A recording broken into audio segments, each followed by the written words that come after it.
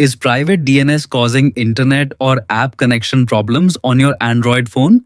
In this easy 2026 tutorial, I'll show you how to turn off private DNS step by step so you can restore a stable network connection in just a minute.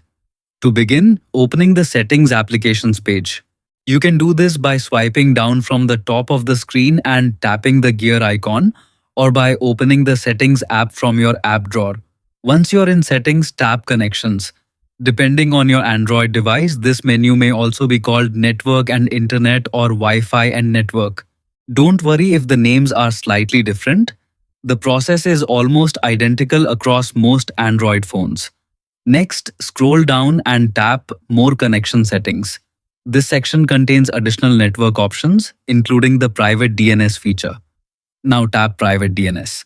A pop-up window will appear with several options, such as Off, Automatic, and Private DNS Provider Hostname.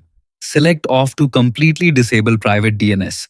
This tells your phone to stop using encrypted DNS services and instead use the default DNS provided by your Wi-Fi network or mobile carrier.